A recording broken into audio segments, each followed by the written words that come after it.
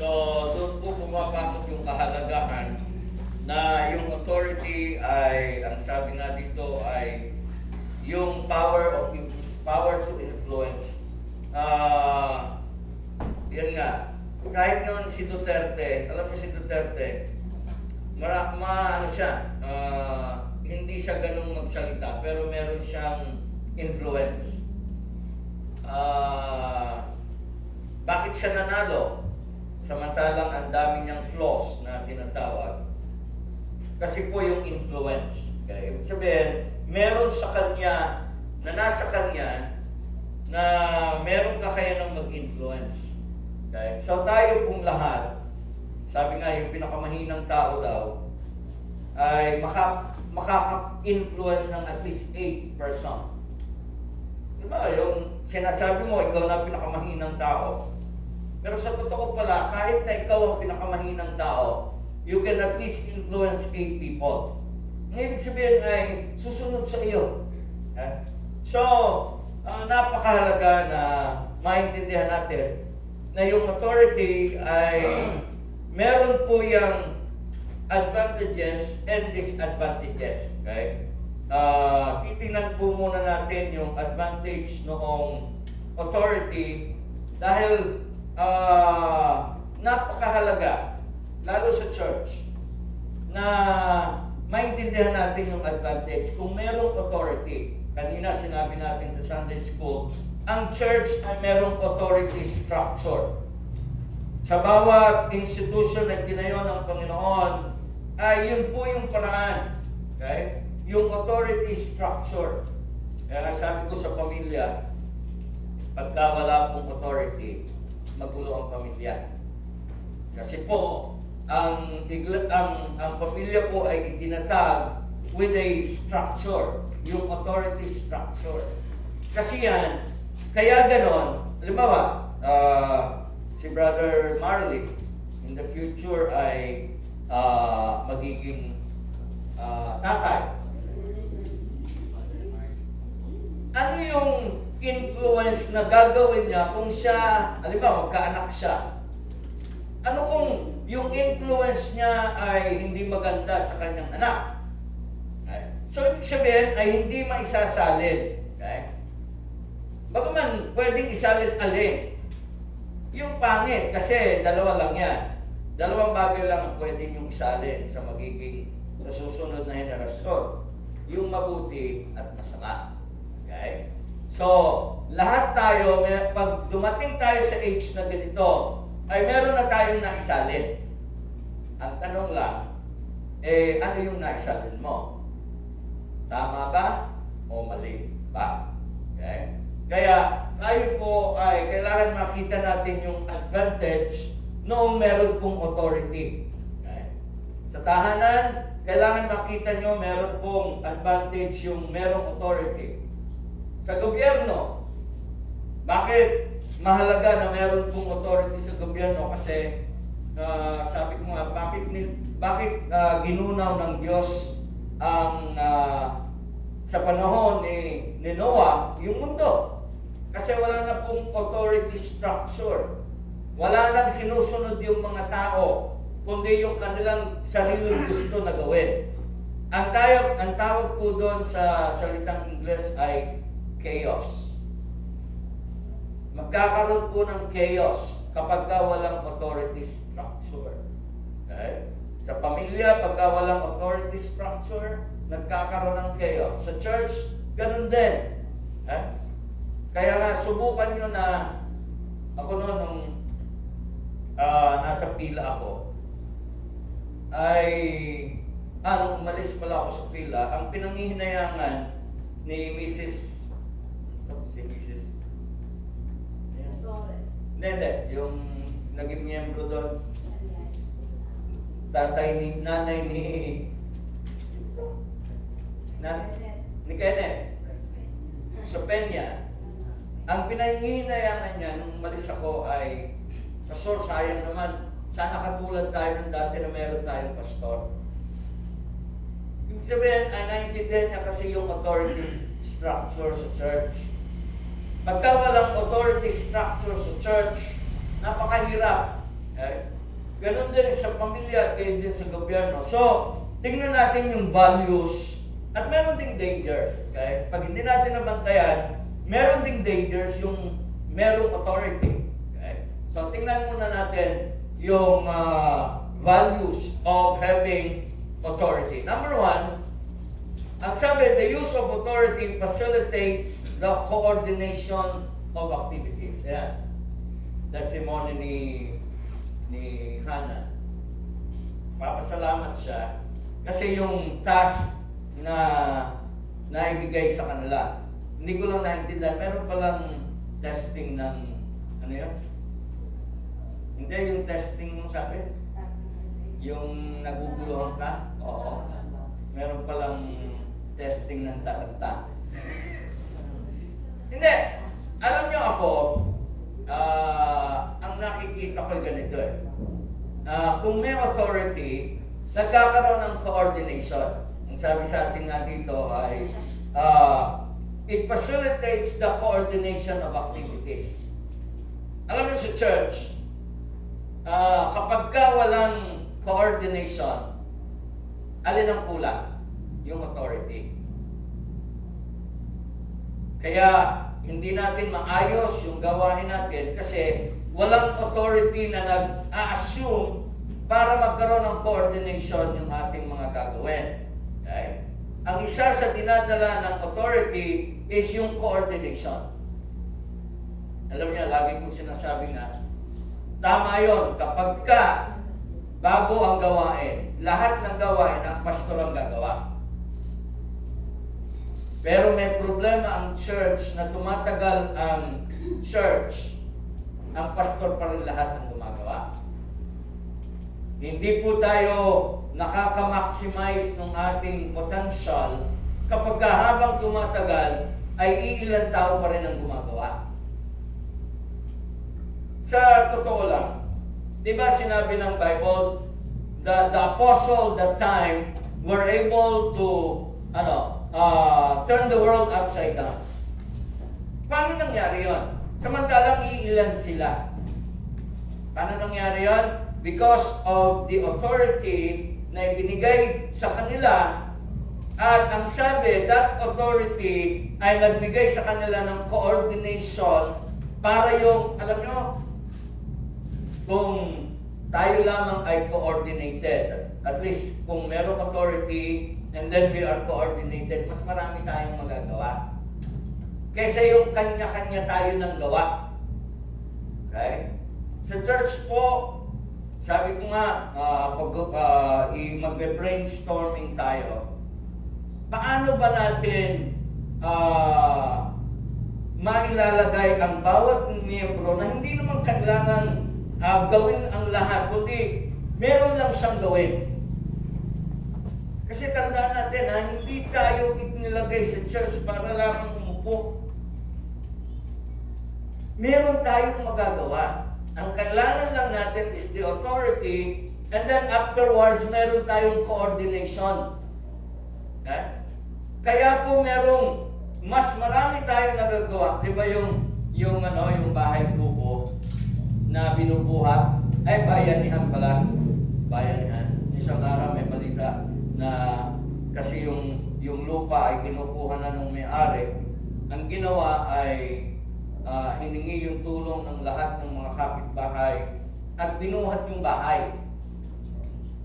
Nung magsama-sama sila, ay nabuhat yung bahay na napakabigat. At mapapansin nyo, merong isang tao na nag-co-coordinate. Oh, buhat! Buhat. And then pagkatapos, baba! Alam niyo yung rowing? Di ba yung rowing, yung, ano tawag? Rowing nga ba yan? Yung, ano tawag? Oh, yung maraming nasa kwan, yung competition, ano tawag nila? Dragon Ball. Tawa ka ha? Dragon Ball. Yan. Sa unahan nun, o sa unahan ba sa likod? Sa unahan. Merong nagdadrum. Hindi siya nasagwan. Anong trabaho niya? Para mag-coordinate yung mga sumasagwan. Pwede, halimbawa, sagwan. Gaganon lang siya. Meron lang siyang beat. Tambol para sumunod yung coordination. At pagka yan ay nangyari, kalimitan nananalo sila.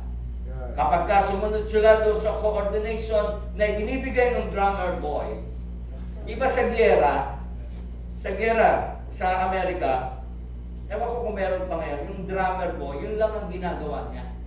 Yung tugtog na ginagawa niya, yun ay nagsasabi na, lalaban tayo. Yun lang yun. So, anong sinasabi sa atin? Meron pong authority. At ang function ng authority is for coordination. Kung tayo lamang po ay matututunan natin yung authority structure ng church, kasi church tayo, mas magiging coordinated yung galaw natin. Tandaan niyo po, ang sabi ng Bible, ang church ay katawan. Ang katawan ay binubuo ng maraming parte. At ang katawan na hindi nagpa-function ng tama, hindi nagko-coordinate, anong problema nun? May sakit yun. Ayan, andyan naman si Brother Dandy, bakit ganun ang kalalagayan niya? Kasi merong hindi na nagko-coordinate na function ng katawan niya. Kaya kailangan i-dialysis siya kasi hindi na nagpa-function yung kanyang kidney. Sa katawan po, pagka merong bahagi ng katawan, parte ng katawan na hindi nakikipag-coordinate, nagkokos siya ng sakit sa katawan. Sa church po, ganun din. Kung kayo ay bahagi ng katawan, ang ibig sabihin ng bahagi ng katawan, naging miyembro kayo ng iglesia. So, ang ibig sabihin nun, kayo po ay hindi pala somewhat, kayo ay bahagi at parte ng katawan. Kaya nga, ang dapat niyong gawin ay alamin ano bang parte ng katawan kayo ng iglesia. At bawat parte ng katawan, merong function. Okay? Para mag-coordinate yung katawan or para maggamit at para maging healthy yung katawan niyo. Dapat lahat ng parte ng katawan. Kaya nga may exercise eh. Anong dinadala ng exercise? Para maging healthy yung katawan ninyo. Dahil pag hindi healthy ang katawan, kahit isa lang parte ng katawan nyo ang may sakit, ramdam yan ang buong katawan. Kaya ang sabi sa atin, we need authority for what? For coordination. Hindi nga tayo pwedeng sinasabi nyo yung si Fred Pinocchio may kanta. Yung sundalong walang baril. May baril, walang bala. May bulsa, walang pera. May kabayo, walang paa. Ang sabi sa atin ay mahirap yung coordination. At kailangan po merong authority. Kaya nasusundin tayo kasi pag hindi gano'n, yun nga magkakaroon tayo ng, parang si Kay, may authority. Ganito ang pagsamba at pag-alay sa Panginoon. Kaso hindi siya nakipag-coordinate eh. At anong nangyari sa kanya nung rebuking siya ng Diyos? Nagalit siya. At dahil doon, pinatay niya yung kanyang kapatid. Anong issue po? Yung authority. Sumunod siya, pero hindi siya nakipag-coordinate sa authority. At yung authority, sabi nga kanina sa Romans 13, di ba, binanggit ni Brother Paul, na hindi kilala sa mabuting gawa. In a way, ang sabi doon, hindi kilala sa mabuting gawa ang mga nasa authority. Diba? Pero, kahit pa, yan, kanina nga, si Saul, ang sama ng ugali ni Saul eh. Pero nawala ba ang respeto ni David sa kanya as king? Hindi po eh. So anong sinasabi sa atin? Ang sabi sa atin, authority, yung values na binibigay sa atin ng authority, it facilitates the coordination of activities. Tayo po, kung makakapaglagay tayo ng sistema, yan ang gagawin natin siguro sa mga susunod na pag-meeting natin. Maglagay tayo ng sistema na ang bawat isa sa atin pwedeng gumawa. Kasi parte kayo ng katawan eh. Pagka kayo po ay parte ng katawan at hindi kayo nagpa-function ng tama doon sa katawan, sa parte ng katawan, nag-focus kayo ng sakit sa church. Marami sa atin hindi aware. Oo eh, ako naman yung nasimba. Yung wala akong ginagawa para sa gawain. Pero nasimba naman ako eh. Sa palagay nyo, kung tama ang isip natin, tama ba yung premise na yun? Hindi eh. Sa church kasi, ang ginagawa natin ay magpalakas. Parang yung sa pagkain, di ba? Kahit kumakain ka, hindi pwedeng, okay na yun, nakain naman ako. Eh, ang problema nga ngayon, ang pagkain mo ang nagiging cause ng sakit mo. Kaya kailangan ay exercise. Kasi, di ba yung pagkain daw nagbibigay sa atin ng energy? Pero kailangan gagamitin mo yon para ma-burn. Para pagpawisan. Masama pala sa tao ang hindi pinagpapawisan. Merong may sakit na hindi pinagpapawisan. Pero yung normal, kailangan pagpawisan ka para yung taba. Alam nyo, ang problema raw dati, yung fat na nade-develop sa atin na hindi natutunaw. Ang ibig sabihin nun, kalimitan, ang fats ay anong dinadala? Yung hypertension. Tumataas ang dugo, at kalimitan yun ay ang daming namamatay doon. Ay, i-apply natin sa Kristiyano o sa mananampalataya. Kung kayo parte ng katawan, okay, at hindi nyo ginagamit, yun ay nagpa-pile up sa katawan nyo na pwedeng isang araw mag-cause ng problema sa katawan nyo. And by the way, pag kayo may sakit, sino ang unang nagsasuffer? Kayo. Pero naman sa totoo, medyo meron tayong kilala na nagkasakit. At buong pamilya ay nag-contribute para lamang mabayaran yung bill. Ang problema mo, nung siya lumabas na sa ospital, balik siya sa dating buhay niya. Alam niyo, hindi niyo naintindihan eh. Ang sabi ko nga, palagay ko dapat matauhan ka dahil may mga tao na nag-sacrifice para sa inyo. Para si Kristo. Namatay siya para sa inyo. At ginawa pa nga templo yung inyong katawan eh. Kaya nga dapat, kung meron lang dapat na magmalasakit sa katawan, kayo yon. Kasi unang-una, pagka may sakit kayo, bagay, kayo ang magsasuffer. Ang nakakalungkot lang, pagka tapos nyo mag-suffer, yung ibang tao may effect. Di ba, pag nagkasakit kayo, dahil sa kapabayaan ninyo, pwede bang pabayaan kayo ng magulang nyo? Pwede bang, kung mamatay ka na lang dyan? Kasi nagpabaya kayo, hindi po eh. Hindi matitiis eh ng magulang na yung anak na kahit matigas ang ulo, ay gagawa ng paraan para makaayos. Alam niyo po, sa church, I believe ganon. Kaya may authority sa church ay para magkaroon ng coordination ng ating mga activities para yung katawan maging healthy.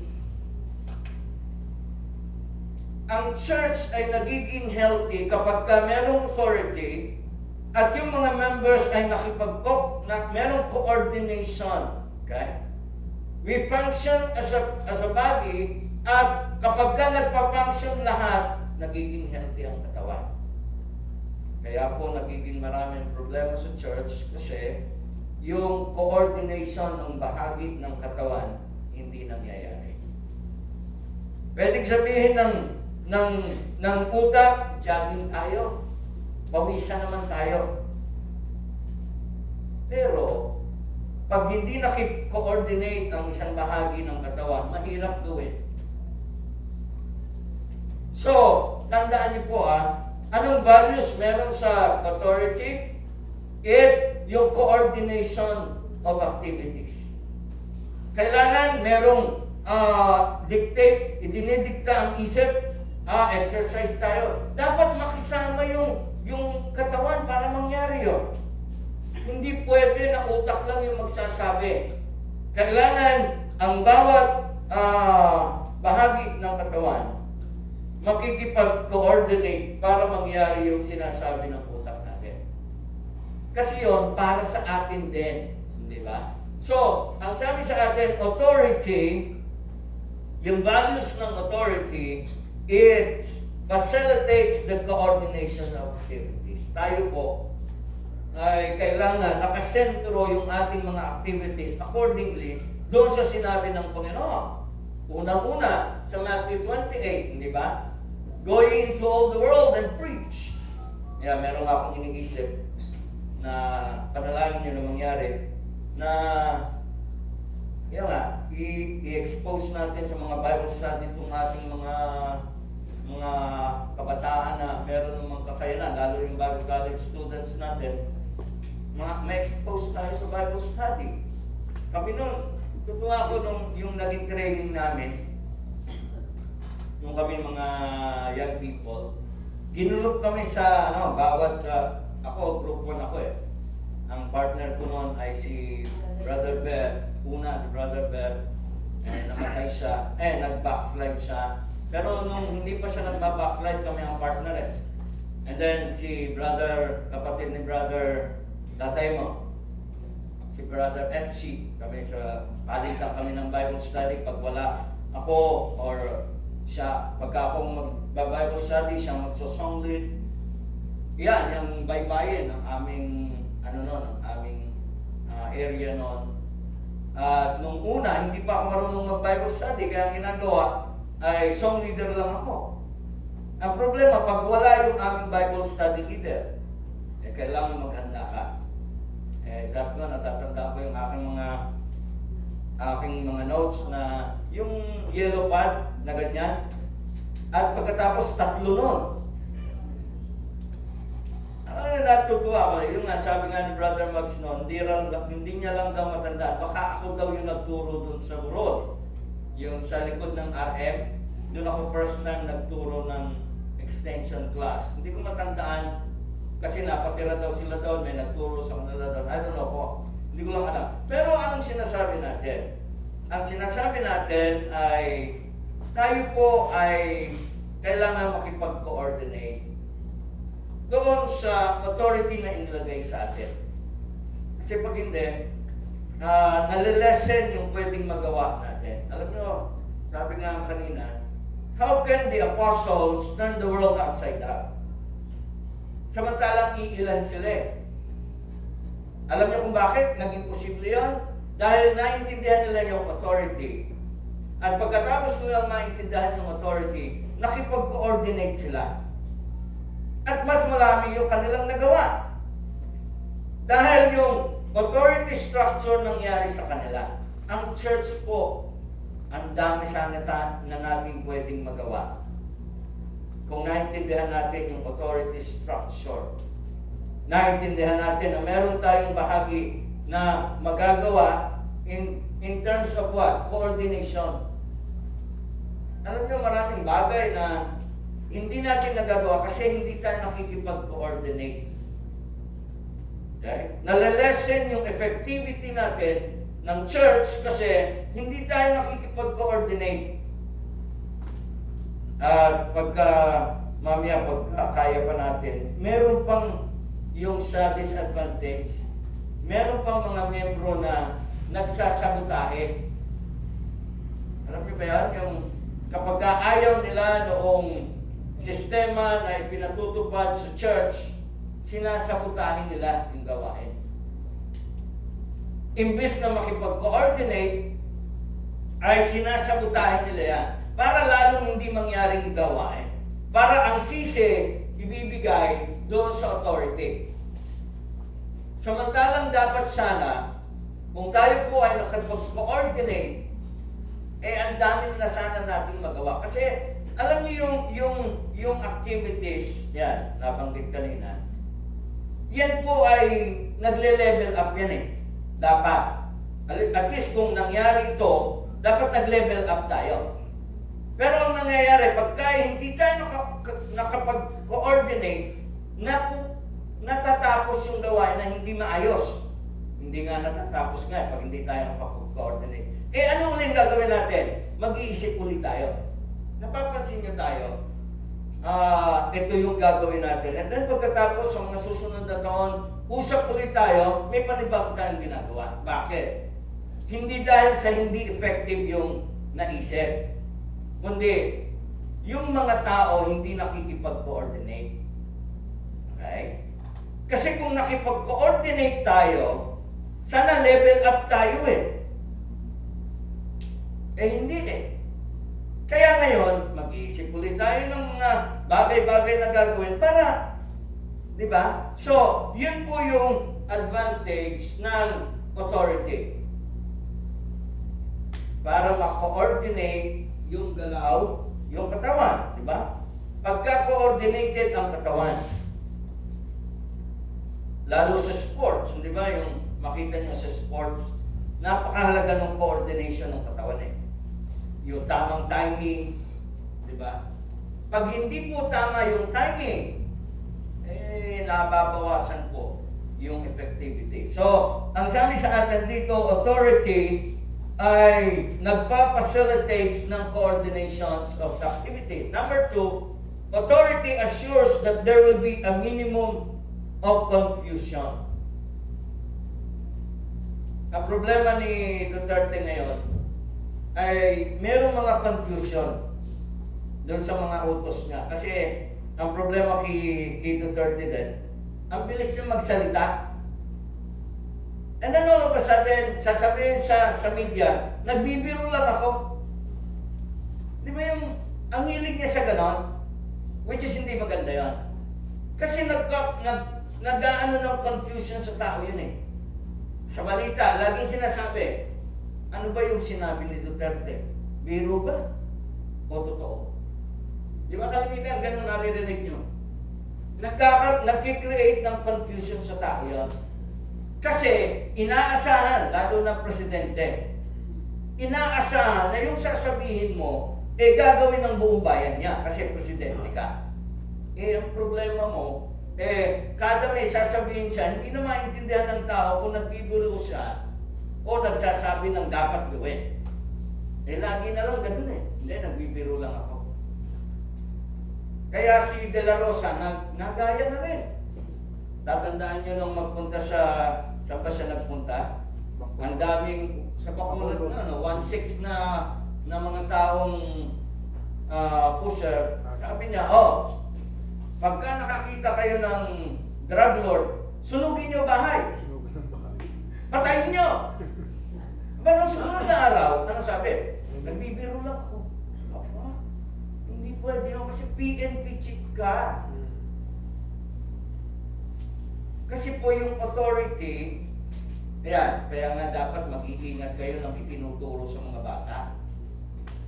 Kasi pag nagkamali kayo ng turo sa mga bata, kalalakihan niya yun. At kahit pa itama niyo yun, maaaring hindi niya na maitama yun. Kasi yun na yung napalagay sa kanyang kaisipan. Okay? Kaya, ang sabi sa atin dito, yung authority po, ang sabi sa atin, it assures that there will be a minimum of confusion. Ang sabi sa atin, minimum, bagaman may confusion pa rin, kahit na may authority. Ayan, kaya nga po dapat, ang authority nag-emanate lamang Halimbawa, kung pastor, ang authority dapat nag-emanate lamang sa pastor, hindi sa asawa ng pastor. Kasi nagkakaroon ng confusion. Ako, ayan, alam nyo, na merong asawa ng pastor. Halimbawa, kausapin ko si Jairil, yung asawa ng pastor. Jairil, halika. Sabi kasi ni pastor, gawin mo to. Then, ginawa naman niya. And then yung pastor lalabas sa atin, Jairil, anong ginagawa mo? Sabihin ni Jairil, sabi po ni Mrs., sinabi niyo po raw na gawin ko. Anong mangyayari ngayon? Nagkakaroon ng confusion. Okay. Tandaan niyo po, kailangan po maintindihan natin na kung meron mang pinakamahirap daw dalhin sa utak ng tao, yung confusion. Kaya sa church, kailangan meron pong authority para ma-minimize natin yung confusion. Okay? Dahil pag hindi, yun nga kaya nag-discourage ang iba. Ano ba talaga, kuya? Diba? Kasi nga, confused tayo eh. Kaya nga dapat maintindihan natin. Kaya si Satan, ang unang gusto niyang gawin, confusion. Bakit nagkasala si Eva at si Adan? Kasi nagdala siya ng confusion sa kanilang kaisipan. Ang masama lang, pinatulan ni Eva at ni Adan. Pero kung sumunod lang sila sa authority, hindi ba sabi ng Diyos? Sa lahat makakakain kayo, pero sa isa, wow. Ang problema, tatandaan niyo po, laging merong diablo na magbibigay sa atin ng confusion. Ang Diyos po hindi nagbibigay ng confusion, tandaan niyo. Kaya nga, dapat po tayo, kung may authority, number 1, coordinate tayo. Pangalawa, para makaiwas tayo sa confusion, ano yun natin yung authority binigay sa atin? Okay? Lalong-lalo na, kaya nga sabi ng Bible, binasa natin, as if siya yung mananagot para sa inyong kaluluwa.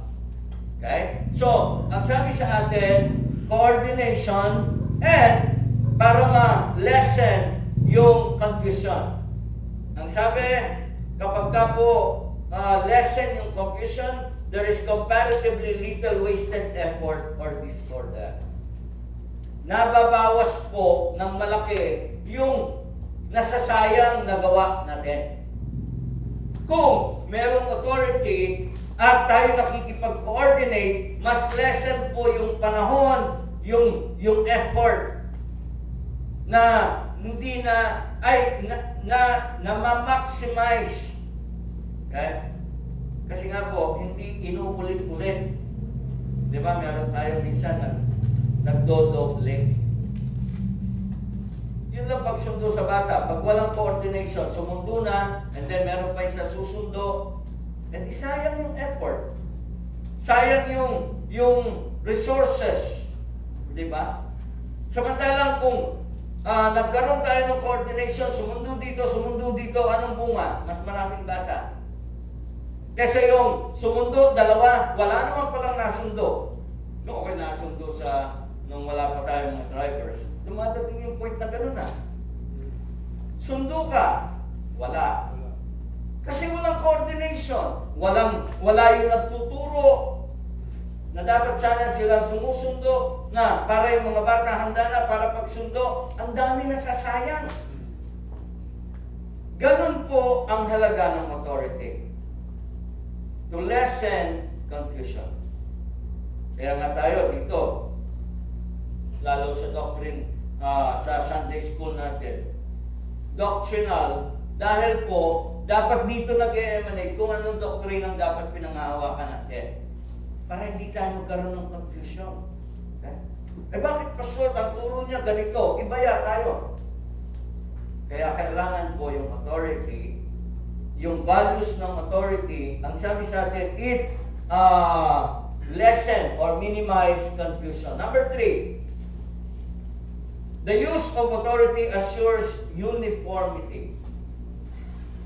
Uniformity. Alam niyo, ang gandang tingnan kapag tulad ng ating anniversary, lahat tayo nakabarong. And then yung mga babae ay yung kanilang, ang gandang tingnan kasi may uniformity. Tayo po ay, kung meron tayong authority, ang dahilan po niyan, ang value ng authority is uniformity. Alam niyo, bagaman, sabi ko nga sa inyo, mali ang iglesia. Pero ako naniniwala na hindi sila mali when it comes to authority. Ibig sabihin, yung sa kanila, bakit maayos sila when it comes to yung pagsamba? Bakit maayos sila sa yung kakayanan na magpagawa ng mga building na pare-pareho? Di ba? Alam nyo, pagka may tulis yan, iglesia yan. Tama, mali sila. Pero ako naniniwala na when it comes to authority, kaya nga mas mahal nila si Manalo kaysa sa kay Kristo. Di ba? Pero anong dinala nun sa kanila? Uniformity. Na kung sinasabi natin tayo tama, hindi kaya dapat mas tayo yung uniform? Kasi tayo yung tama eh.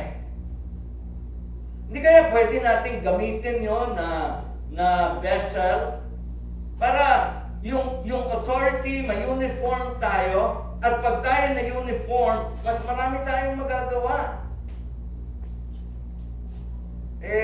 Sa totoo lang, kung meron mang magulo daw na samahan, baptisyo. Alam niyo, minsan ako nalulungkot pag naririnig ko yun. Bakit ganon? Tayo yung tama. Pero pagka pinag-uusapan ay kaguluhan, tayo yun. Hanggang ngayon, sumasakit ang ulo ko pag nakakarinig ako ng gano'n. And sa katotohanan lang, malaki yung porsyento na totoo yun. Kasi tayo, marami sa atin, hindi natin naintindihan yung authority structure. Yun lamang, di ba yung pinag-usapan namin misis ng isang araw. Bakit ang iglesia? Pagka ang church ang pinag-uusapan, di ba yung kahit anong ginagawa niya, pag dating ng pagsamba, nasa pagsamba yan. Alam niyo kung bakit? Mali kasi yung turo nila eh. Mali turo nila eh.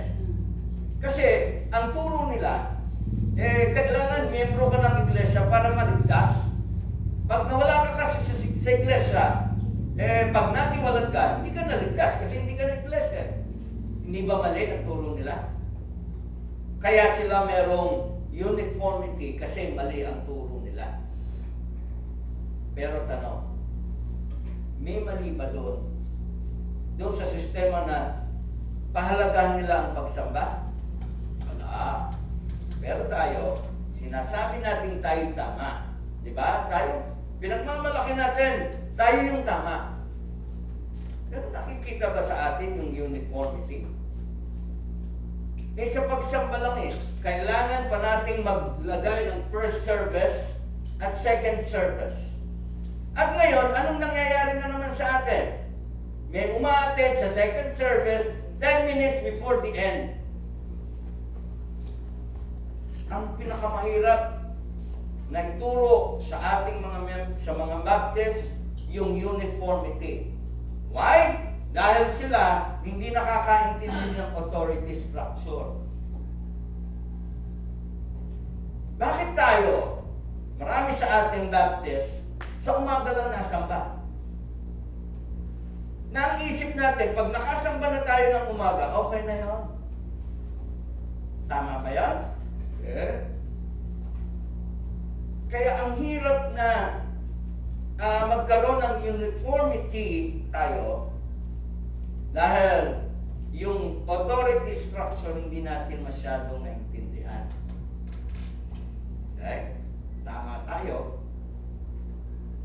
Bakit yung iba hindi tama? Pero mas uniform sila sa atin. Kaya minsan mag-iisip na talaga bang tama tayo? Kasi ang naintindihan ko, pag tama tayo, mas madaling ituro sa atin yung tayo magsama-sama, we coordinate with one another, and ang sabi sa atin, we lessen the confusion, and then meron tayong uniformity. Pero hindi, kailangan nating minsan ay isara ang pinto na ang daming nagalit na mga mananampalataya dahil nagsara ng pinto na ang talagang intention lamang umattend kayo ng tama sa oras. May mali ba doon? Wala po. Ang mali, yung isip natin. Hindi natin naintindihan yung authority structure. Ang gusto natin, pag maglilingkod sa Panginoon, we serve God in our own terms. Mali po yun sa Bible. Hindi kayo ang magdidikta kung anong gagawin yung paglilingkod sa Panginoon. Dapat kayo ang sumusunod ayon sa salita ng Panginoon sa paglilingkod.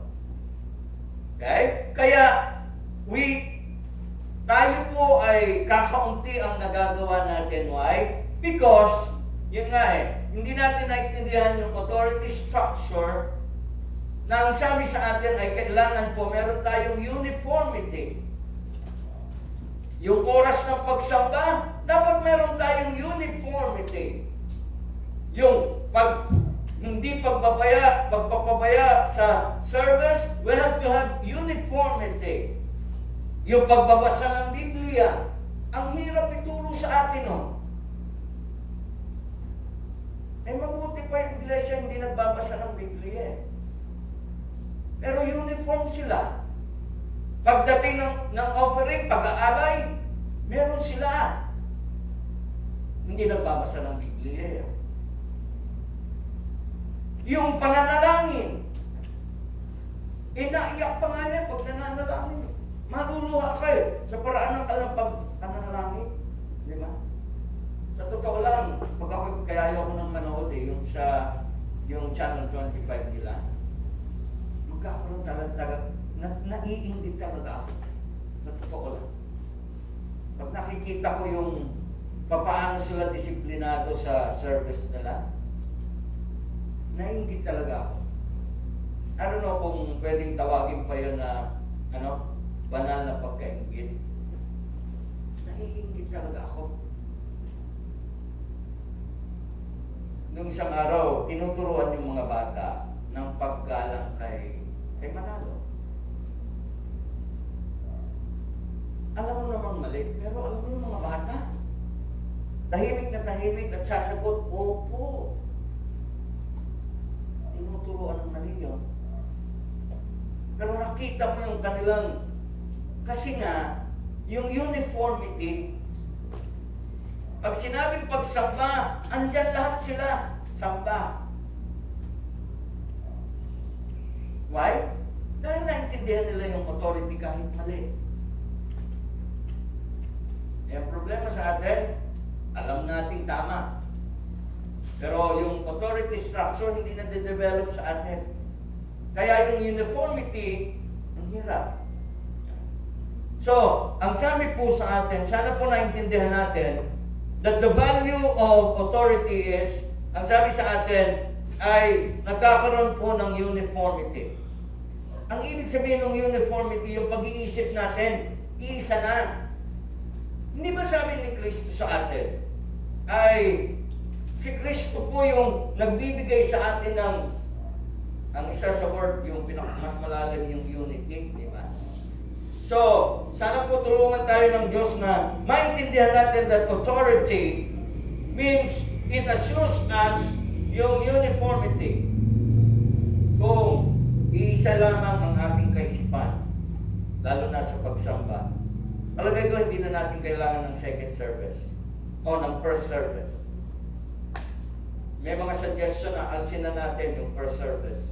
Balik tayo sa dati. Pero ang naiintindihan ko kasi, kung tama yung ating pong pagkaintindi sa authority structure, pwede yun. Tanggalin na natin. Pero hindi kasi. Tingnan mo ngayon. Sabi ko nga sa inyo, 5 minutes before, may napasok pa dyan eh. Anong isip natin? 5 minutes before, second service na. nakakahiya lang sabihin, huwag na kayo pumasok. Kasi anong sinasabi natin sa atin? Nasaan yung authority structure? Unang-una sa Diyos. Huwag na sa akin. Na bilang, alam niyo ako yung nasasaktan talaga eh. Yung nakikita ko na 5 minutes before ng ending natin, may papasok pa dyan. Ako yung nasasaktan. Pero sana, lampas tayo doon. Hindi ako ang nasasaktan lamang. Kung meron mang mas nasasaktan, Diyos yun. Di ba nung, sabi ng Bible, pag pine-persecute kayo, ang unang pine-persecute sino? Ang Diyos.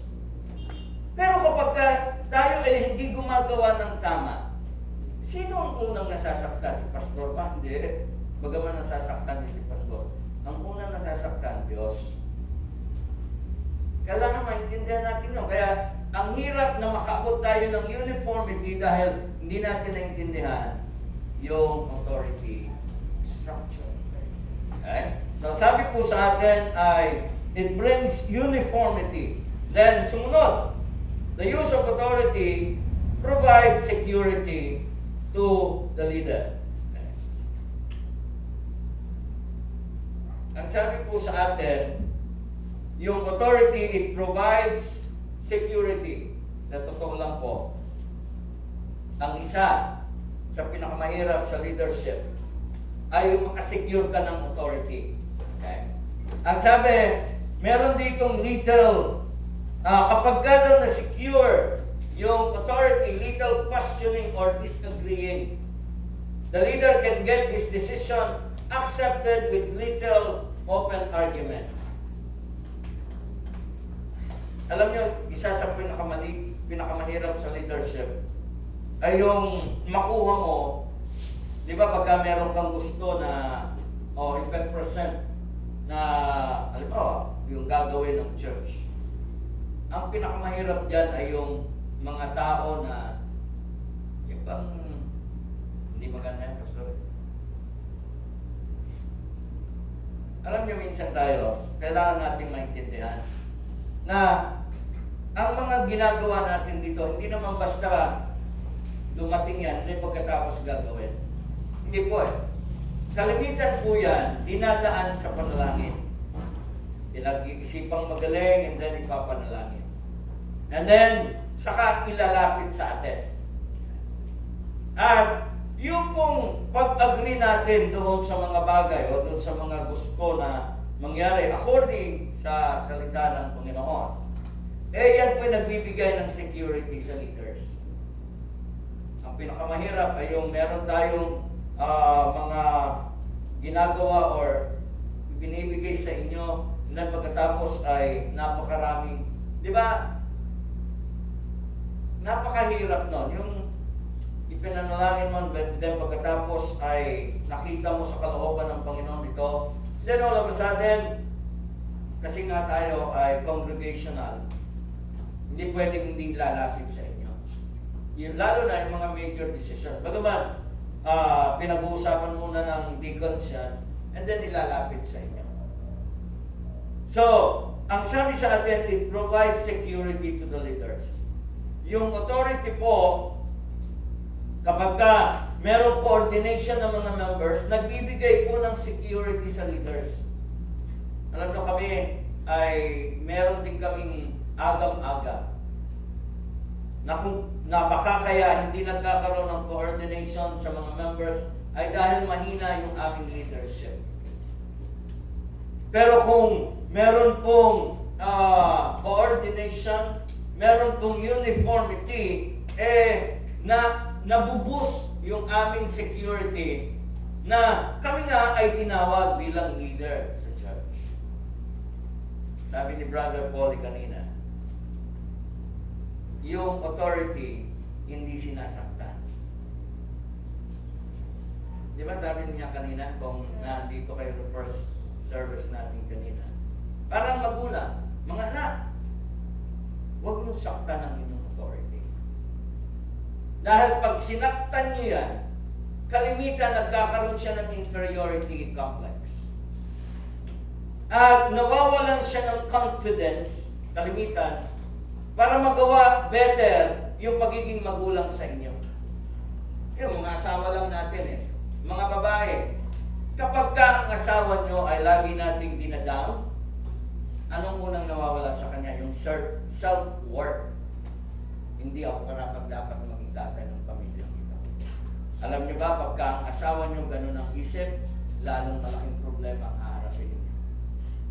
Samantalang, kung ating pong kinikilala siya bilang authority, whether tama yung ginagawa o nagkamali man siya, patuloy nating ipapakita sa kanila na siya yung authority, mas lalakas yung kanyang confidence, magkakaroon siya ng security, at higit sa lahat, mapapaigit tayong lahat. So, ang leadership po ay nag-create din ng security.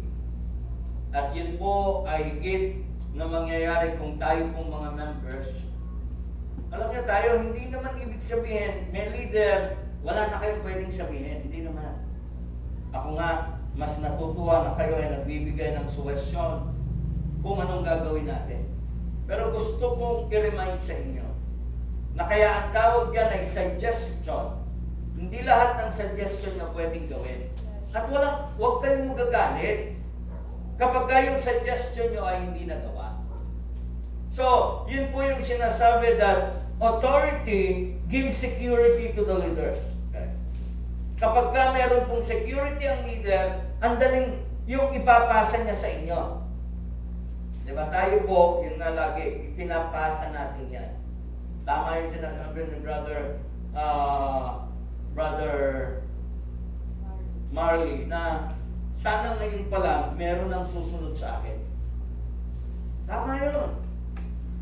Kasi nga po, we never know. Di ba? Hindi natin alam kung buhay pa ako sa next week. At least kung meron alam niyo nangyari sa, yung nasugpo, alam niyo naman. Nakausap ko yung tumatayong pastor, yung kapatid ni Sister Oy. Alam niyo ang unang sabi sa akin? Na-split po ang church. Ibig sabihin, ang dami nang umalis. Alam niyo kung bakit? Yung transition. Pag walang leader, lalo sa church, pag biglang nawala ang pastor at walang naihanda na susunod sa kanya, malaking po problema ng church. Unang-una, hindi naman na-establish itong tao na ito o yung tinatawag nilang pastor ngayon. Hindi na lang ba sa atin tatayo sa congregation na hindi naman nag-gain yung respect ng mga tao o yung tumatayo doon, yung nagbibigay ng komandon, paano bigla kang pumasok nung mamatay lamang yung pastor? And then magkukuman ka sa mga tao. Asan yung respect? Kaya pag may ginawa ka, magre-retaliate ng tao kasi hindi ka naman nila kilala And then all of a sudden, mag-uutos ka sa kanila ng gagawin nila. Hindi po pwede yun Pero kung meron pong security of leaders, ibig sabihin nun, tulad ko na sana ay ngayon pa lang, meron ng ang Panginoon naghahanda at ginugroom na ng Diyos yung susunod sa akin.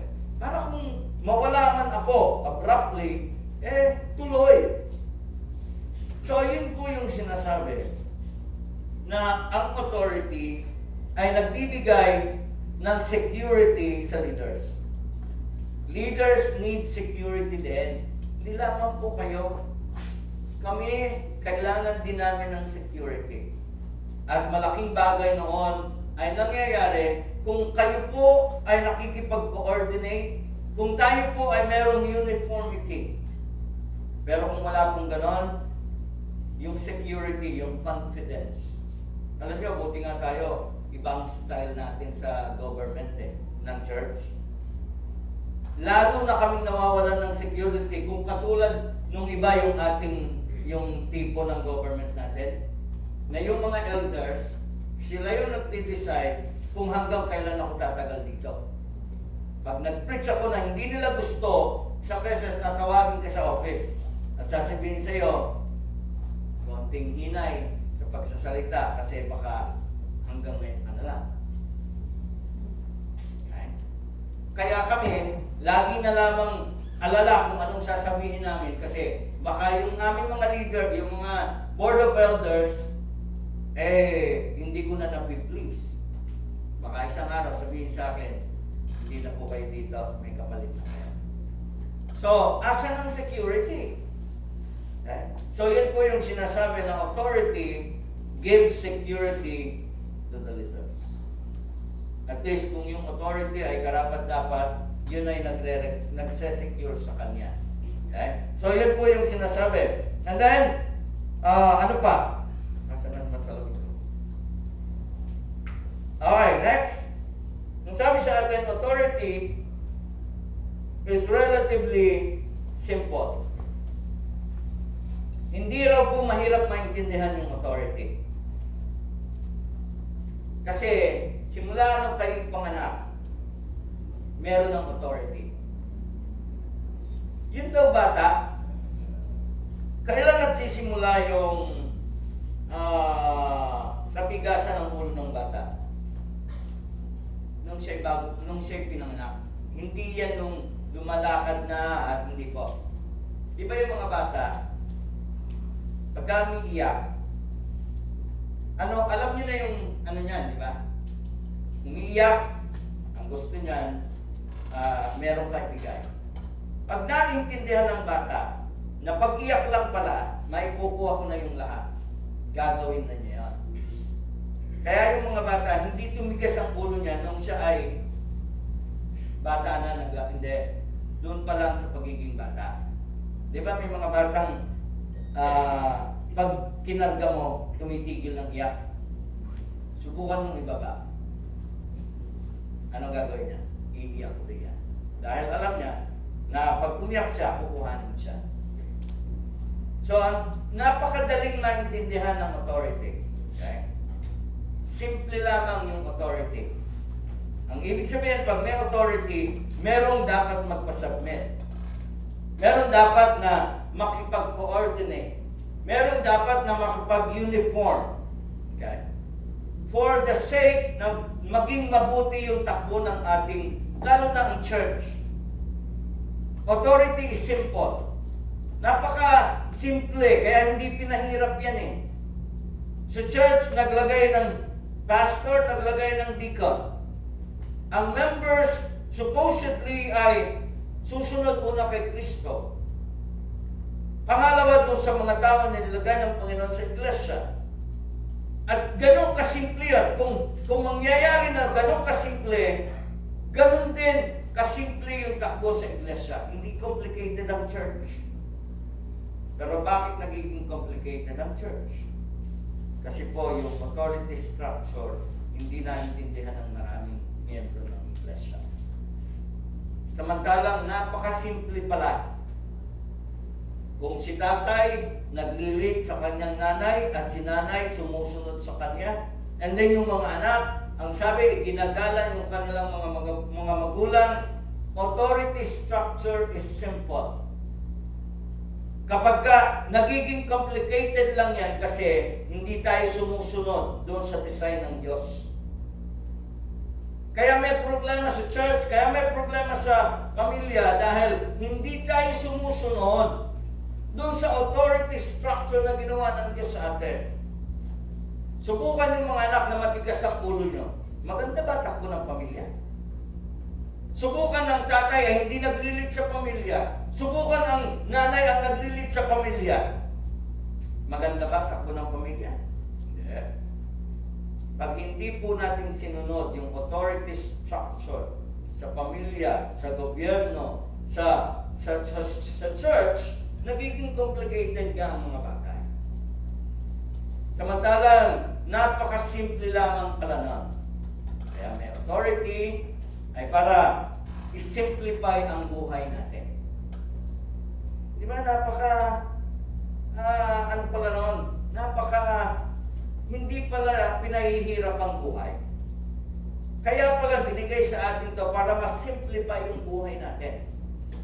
Pero pag hindi natin ginawa yan, yung ating buhay nagiging complicated at nasisira yung design ng Diyos. Okay? So, ang sabi sa atin dito, ito na yung last siguro, sa susunod na lang yung disadvantages.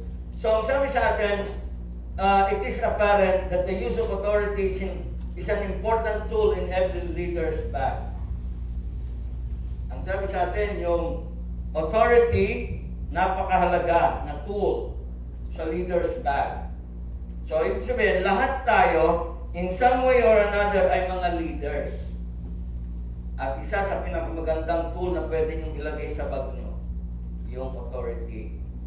Kasi po, yun ay nagbibigay sa atin ng magandang paraan para mapaayos kung saan man tayo naroroon. Yan, may mga young people tayo na magiging leader kayo o leader na kayo ngayon. Sana naintindihan natin yung authority structure. Kayo yung naging leader dahil may leader na nauna sa inyo. At kayo yung naging leader para ipasa yung leadership sa iba. Kaya nga ang tinatanong lagi, anong pinapasa mo sa iba? Kabutihan ba? O kasamaan? Dalawang bagay lang lagi. Kung leader kayo, sana na ipapasa nyo yung leadership sa iba for the good. Kasi meron pong mga leader, natatandaan nyo yung last, kanino bang anak yun? Yung namatay yung tatay niya, yung tatay niya ay nung nabubuhay, ang laki ng buwis. So nagtanong siya sa matatanda nagtanong siya sa matanda. Sabi niya, ano kung pwede kong gawin kasi yung mga tao ay ligalig dahil yung tatay ko, ang laki ng pa-tax niya. Sabi ng matatanda, hindi gawin mo, ligitan mo, yung tama lang. Ang problema, hindi siya nasiyahan doon sa payo ng matanda. Pumunta siya sa mga bata. Sabi niya, pre, ano bang pwede kong gawin? Kasi ako na yung hari. Yung mga tao, ligalig dahil ang laki nung tax na ipinapatong ng tatay ko nung nabubuhay siya. Alam mo, sabi nung kanyang mga kaibigan, mas laki na mo. So, leadership po yan. Tandaan niyo po, malaki po ang inyo pong dinadala when you are in leadership. You are in authority. Okay? Pero, kailangan lang makita natin yung advantages ng leadership. Number one, authority facilitates coordination.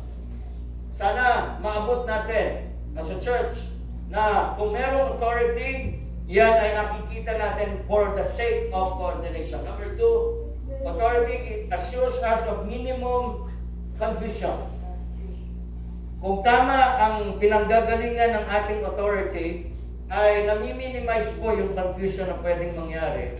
At comparatively, little wasted yung time, yung effort. Number three, the use of authority assures us of uniformity. Okay? Mahalaga po na maabot natin, hindi lamang yung uniformity, higit sa lahat yung unity. At mangyayari yan through authority structure. Wala na pong ibang pwedeng gawin dahil yun ang kalooban ng Panginoon para mangyari yan. Uniformity. For security, it provides security to the leader. Yan.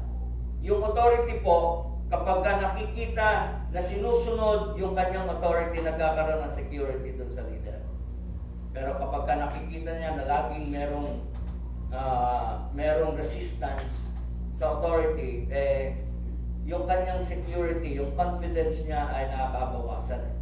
Pero kung tayo po ay merong spirit of coordination, yung security ng ating leaders ay naibibigay, at then pagkatapos ito po ay give na sino yung si brother Jerry. Dati hindi niya ginagawa. Diba? Dahil noon ay meron siyang ang tawag doon, reservation. Pero dahil sa nabigyan siya ng opportunity na ilalabas niya yung hindi niya na ilalabas dati. And I believe ganun ang gusto ng Diyos sa atin. Kung susunod lang tayo sa authority structure, yung mga may leadership ability dito lalabas. At bibigyan natin kayo ng pagkakataon. Pero sana, kilalanin niyo yung authority. Yung authority ang binigyan ng ano, para kayo po ay mailabas din yung inyong mga leadership ability at through that, marami pong higit tayong magagawa.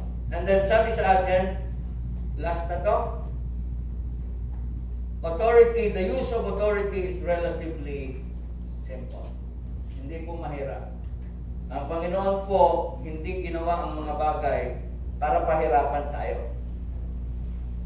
Pinadali po niya yan para ang bawat isa sa atin ay maintindihan natin yung value of authority at pagkatapos nun tayo po ay higit na makagawa sa gawain ng Panginoon. Tayo po manalangin. Let's pray. Sabi po sa atin,